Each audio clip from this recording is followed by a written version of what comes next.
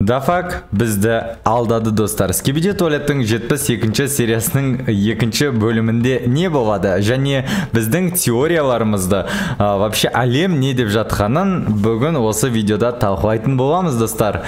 И вообще өзімнің де пікірімді айтып кететін боламын. Обязательно видео басталмай тұрып лайктарыңды басыңдар. Бұл видеоға өте көп лайк жинап, 3000 лайк жинайықта, рекорд қояйықта и менің каналыма тіркеліп кетейік. Себебі 29 000 подписчик қалды достар. 100 000-ға жетуге. Мен әр видеода енді айтып отырғым келіп жатыр сендерге қанша подписчик қалған. Себебі өзіме де қызық болады. Бірнеше жылдан кейін 100 000 подписчик жинаған кейін осы видеоны өзім көремін де айтам. Ух ты! Осындай да күндер болыпты ғой деп.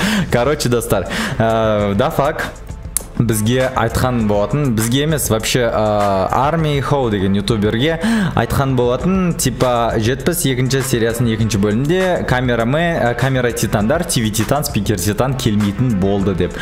Бірақ жаңа информация бойынша Рози деген ютубер ғама, егер мен білмейдім қай ютубер, атын шатасып кете берем, сондықтан да комментарийға жазып кетіңдер қай ютубер екен. В общем, менің комментарийіма подписчик жазып кетіпті.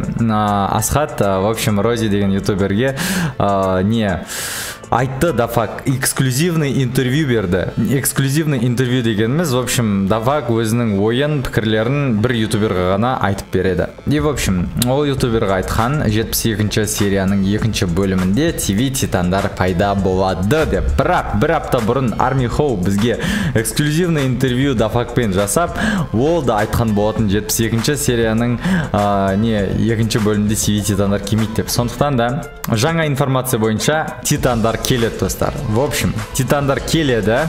Жаңағы біздің алдыңғы серияда мен реакция жасаған болатынмын фанаттардың фанмейтқа 72-ші серияның 2-ші бөліміне. И в общем, ол жерде титандар оралған болатын. Примерно осындай да болуы мүмкін. Себебі видеоның прям соңында 72-ші серияның 2-ші бөлімінде соңында титандар келеді да, сонымен бітіп қалуы мүмкін. И 2-ші момент, 2-ші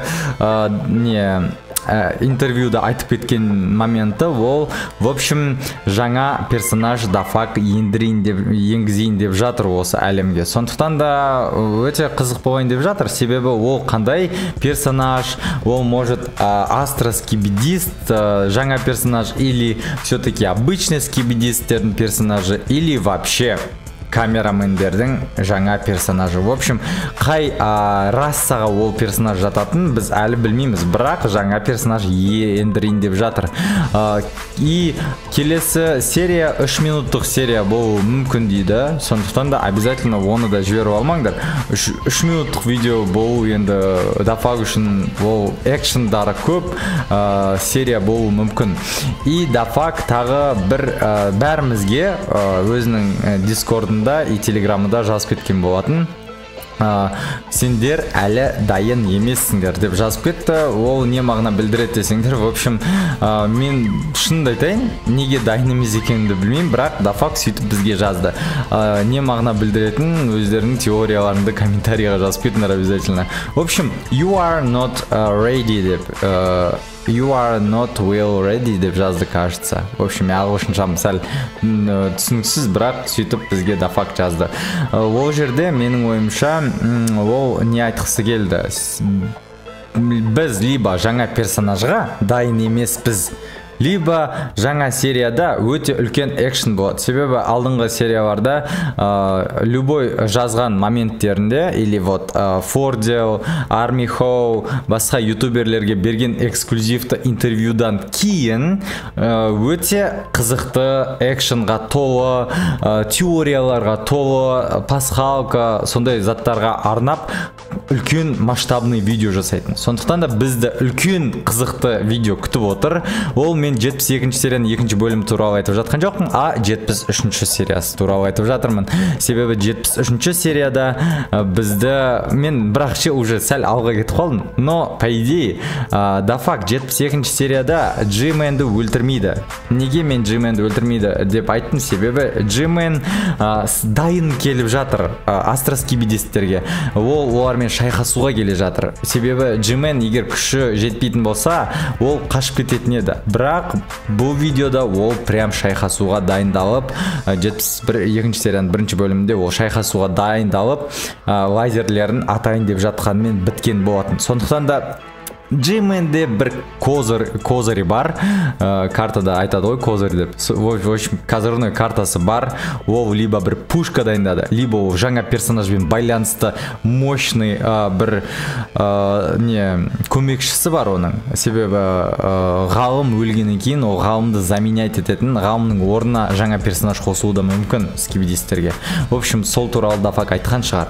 И вообще енді өзімнің теориям кетті. Видеоның соңына дейін көргендеріңе рахмет.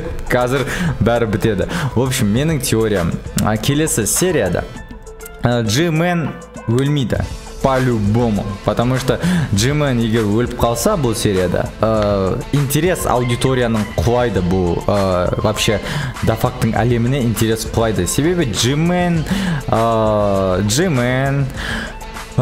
Титандар и Дафактың өзін персонаж туралы айтып жатырмын. Типа, и осы үш персонаж өте қатты маңызды и бір-бірімен байланысты. Осы үш персонаждың арқасында бұл әлем қатты дамып жатыр.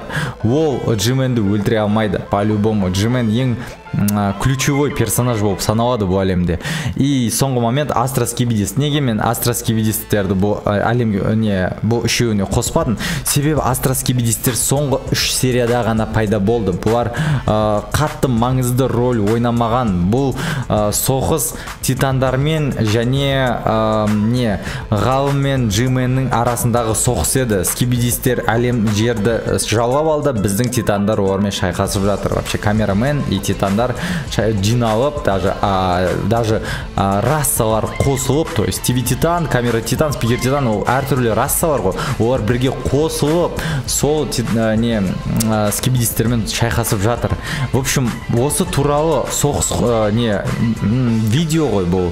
И бұл жерге Астра Скибидистерді егер қосса, бұл Астра Скибидистер даже егер олар G-Man'ді өлтіріп тастаса, аудитория бұны кешірмейді. Просто бәрі оған ренжіп қалады и может даже бойкот жасап просмотрын құлатып тастауы мүмкін. Сондықтан да G-Man'ның әлі шайқасатын порохы бар. И вообще 73-ші серияда менің ойымша G-Man вообще мықты нәрсе шығарады. Бұл менің теориям. Менімен келіспейтіндерің обязательно комментарийға өз пікірлерің жазып кетіңдер.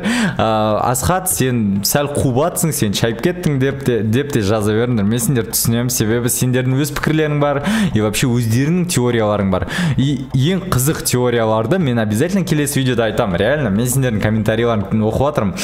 Бәрінің комментарийларын қызық. Бірақ менің Instagram ВК-ма жазбаңдаршы теорияларын. Себебі мен Instagram ВК-ны оқымаймын ғой вообще. Оған уақыт жоқ. ВК-да өлең тыңдаймын, Instagramда басқа блогерлердің әлемде не істеп жатқанын көріп отырамын. Сондықтан да тек қана комментарийға жазыңдар. Тек комментарийді мен оқимын. Азынан кешке дейін вот телефон шұқылап отырмын да, YouTube'дағы комментарийімді оқып отырмын. Просто ішім пысады менің. Келесі видеода кездескенше, достар, обязательно лайк басыңдар. 3000 лайк жинап тастайық, рекорд қояйық и каналға тіркелейік. 100 000-ға жетейік, достар. Давайте.